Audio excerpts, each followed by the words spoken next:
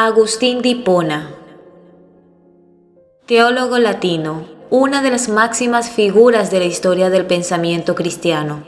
Excelentes pintores han ilustrado la vida de San Agustín recurriendo a una escena apócrifa que no por serlo resume y simboliza con menos acierto la insaciable curiosidad y la constante búsqueda de la verdad que caracterizaron al santo africano. En lienzos, tablas y frescos, estos artistas le presentan acompañado por un niño que, valiéndose de una concha, intenta llenar de agua marina un agujero, hecho en la arena de la playa.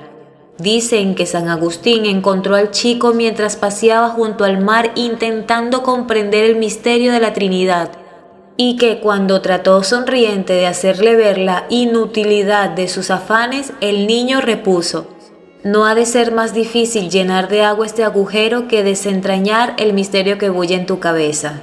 San Agustín se esforzó en acceder a la salvación por los caminos de la más absoluta racionalidad. Sufrió y se extravió numerosas veces, porque es tarea de titanes acomodar las verdades reveladas a las certezas científicas y matemáticas y alcanzar la divinidad mediante los saberes enciclopédicos. Y aún es más difícil si se posee un espíritu ardoroso que no ignora los deleites del cuerpo. La personalidad de San Agustín de Hipona era de hierro e hicieron falta durísimos yunques para forjarla. Aurelio Agustín nació en Tagaste, en el África romana, el 13 de noviembre de 354. Su padre, llamado Patricio, era un funcionario pagano al servicio del imperio. Su madre, la dulce y abnegada cristiana Mónica, luego santa, poseía un genio intuitivo y educó a su hijo en su religión, aunque ciertamente no llegó a bautizarlo. El niño, según él mismo cuenta en sus confesiones, era irascible, soberbio y díscolo, aunque excepcionalmente dotado. Romaniano, mecenas y notable de la ciudad, se hizo cargo de sus estudios, pero Agustín, a quien repugnaba el griego, prefería pasar su tiempo jugando con otros mozalbetes. Tardó en aplicarse a los estudios, pero lo hizo al fin, porque su deseo de saber era aún más fuerte que su amor por las distracciones. Terminadas las clases de gramática en su municipio, estudió las artes liberales en Metauro y después retórica en Catargo. A los 18 años, Agustín tuvo su primera concubina, que le dio un hijo al que pusieron por nombre Adeodato. Los accesos de ese piélago de maldades continuaron y se incrementaron con una ficción desmesurada por el teatro y otros espectáculos públicos y la comisión de algunos robos. Esta vida le hizo renegar de la religión de su madre. Su primera lectura de las Escrituras le decepcionó y acentuó su desconfianza hacia una fe impuesta y no fundada en la razón.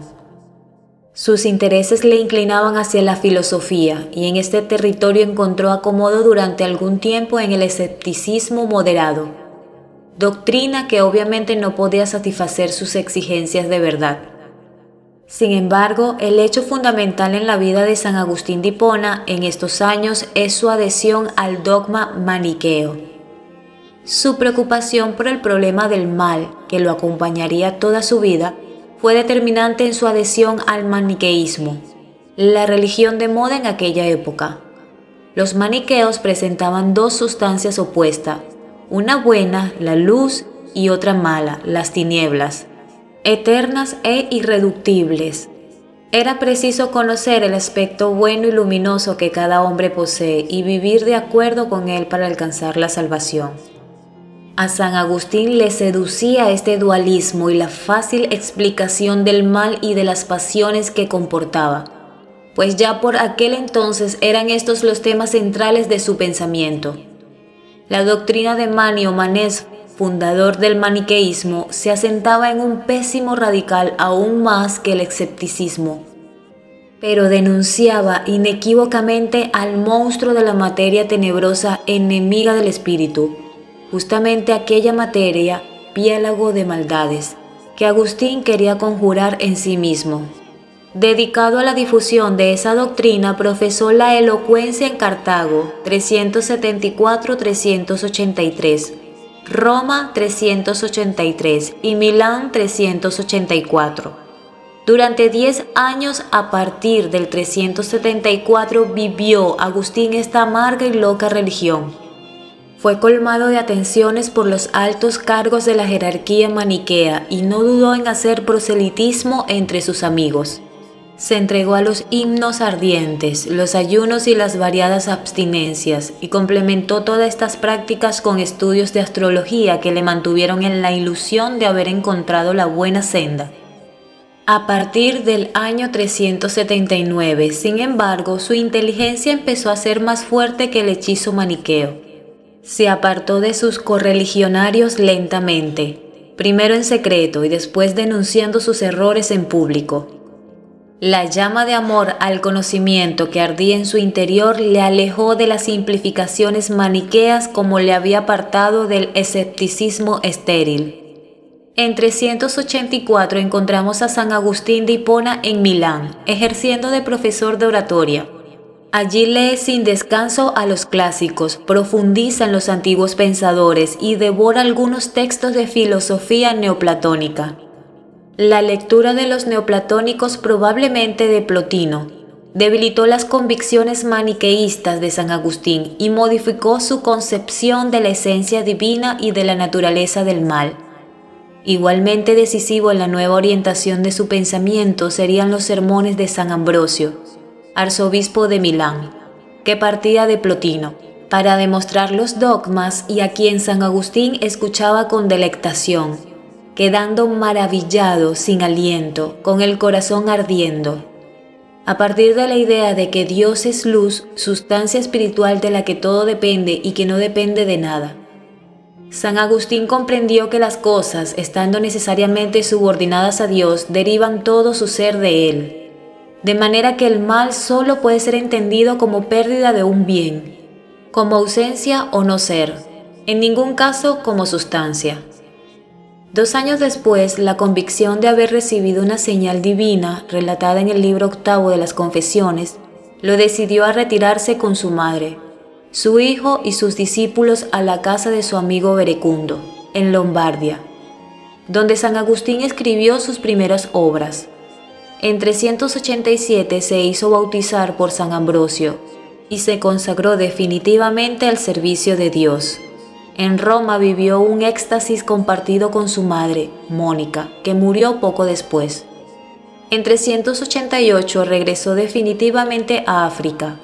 En el año 391 fue ordenado sacerdote en Hipona por el anciano obispo Valerio, quien le encomendó la misión de predicar entre los fieles la palabra de Dios, tarea que San Agustín cumplió con fervor y le valió gran renombre.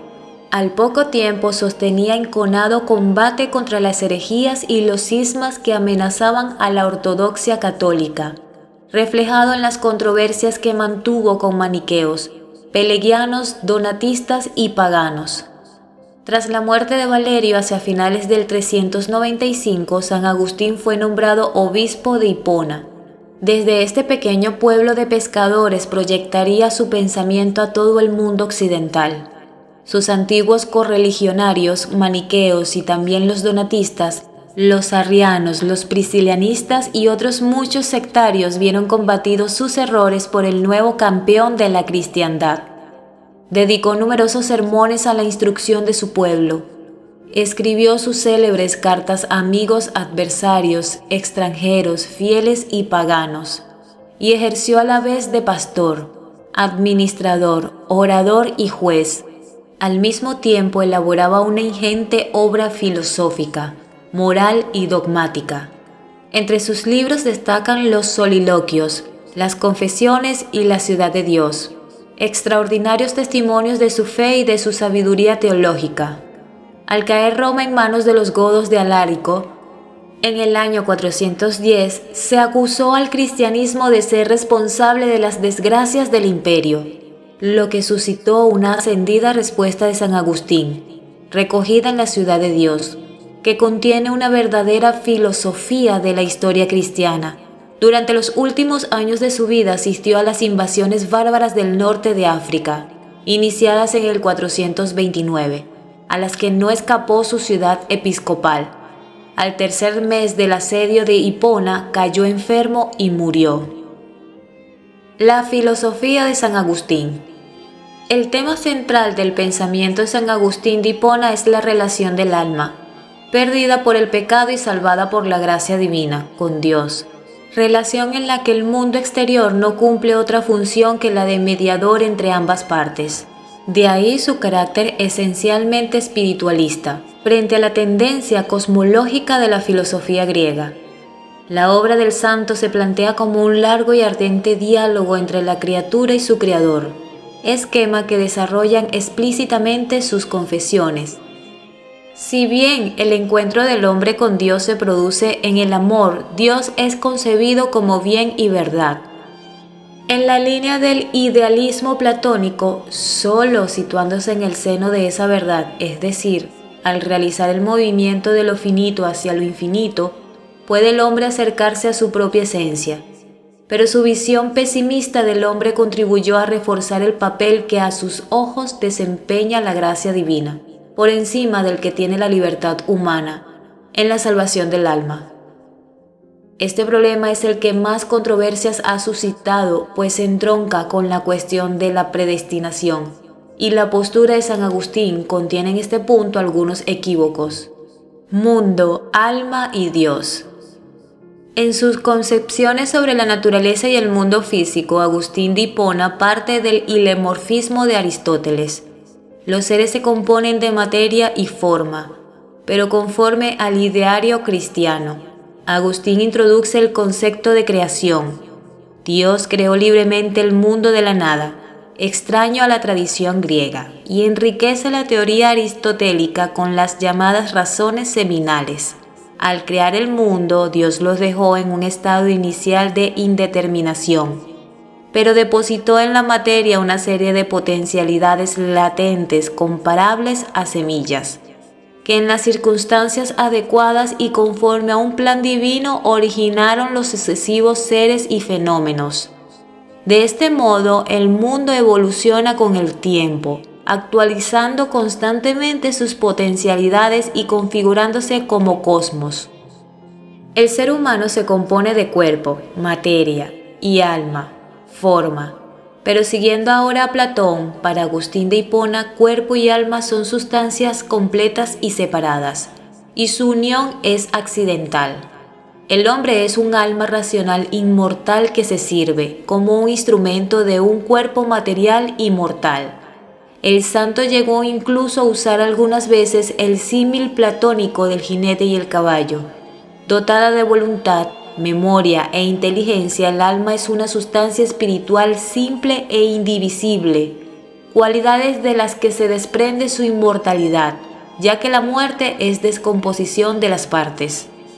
Tal concepto crearía dificultades y dudas en San Agustín a la hora de establecer el origen del alma. Siempre rechazó la noción platónica de la preexistencia y conciliarlo con el dogma del pecado original. Si el alma era generada por los padres al igual que el cuerpo, generacionismo, se entendía que el pecado original se transmitiese a los descendientes, pero siendo simple e indivisible, ¿cómo podía el alma pasar a los hijos? Y si el alma era creada por Dios en el instante del nacimiento, creacionismo, ¿cómo podía Dios crear un alma imperfecta, manchada por el pecado original? Para San Agustín, fe y razón se hallan profundamente vinculadas. Sus célebres aforismos "cree para entender y entiende para creer" significa que la fe y la razón, pese a la primicia de la primera, se iluminan mutuamente.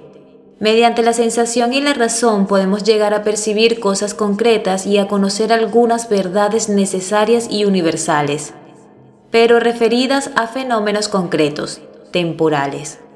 Solo gracias a una iluminación o poder suplementario que Dios concede al alma y a la razón, podemos llegar al conocimiento racional superior a la sabiduría. Por otra parte, un discurso racional correcto necesariamente ha de conducir a las verdades reveladas.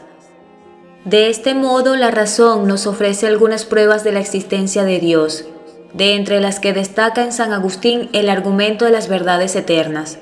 una proposición matemática como por ejemplo el teorema de Pitágoras. Es necesariamente verdadera y siempre lo será. El fundamento de tal verdad no puede hallarse en el devenir cambiante del mundo, sino en un ser también inmutable y eterno, Dios. Dios posee todas las perfecciones en grado sumo. Agustín destaca entre sus atributos la verdad y la bondad, por influjo de la idea platónica del bien, aunque establece la inmutabilidad como el atributo del que derivan lógicamente los demás. La influencia de Platón se hace de nuevo patente en el llamado ejemplarismo de San Agustín. Dios posee el conocimiento de la esencia de todo lo creado. Las ideas de cada ser en la mente divina son como los modelos o ejemplos a partir de los cuales Dios creó a cada uno de los seres. Ética y política. El hombre aspira a la felicidad, pero conforme a la doctrina cristiana. No puede ser feliz en la tierra. Durante su existencia terrenal debe practicar la virtud para alcanzar la salvación y gozar así en la otra vida de la visión beatífica de Dios, única y verdadera felicidad. Aunque para la salvación es necesario el concurso de la gracia divina, la práctica perseverante de las virtudes cardinales y teologales es el camino que ha de seguir el hombre para alejarse de aquella tendencia al mal que el pecado original ha impreso en su alma. Agustín de Hipona entiende el mal como no ser, como carencia de ser. Siguiendo la tesis ejemplarista, el mundo y los seres que lo forman son buenos en cuanto que imitación o realización, aunque imperfecta, de las ideas divinas. No podemos culpar a Dios de sus carencias, ya que Dios les dio el ser, no el no ser. Del mismo modo, las malas acciones son actos privados de moralidad. Dios no puede sino permitir que se cometan, pues lo contrario implicaría retirar al alma humana su libre albedrío.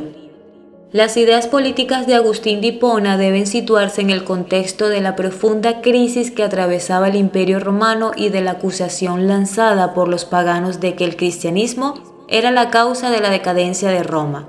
San Agustín respondió trazando en La ciudad de Dios una filosofía de la historia. La palabra ciudad ha de entenderse en esta obra no como conjunto de calles y edificios, sino como el vocablo latino civitas, es decir, la población o habitantes de una ciudad. Entendido el término en tal sentido, para San Agustín la historia de la humanidad es la de una lucha entre la ciudad de Dios y la ciudad terrena, la ciudad del bien y la del mal. Entre los moradores de la ciudad terrenal impera el amor a sí mismo hasta el desprecio de Dios en la ciudad de Dios, el amor a Dios hasta el desprecio de sí mismo. Remontándose a los ángeles y a Adán y Eva y descendiendo por la Biblia hasta llegar a Jesucristo y a su propia época, Agustín de Hipona expone el desarrollo de esta constante pugna. La ciudad de Dios se inició con los ángeles y la terrena, con Caín y el pecado original.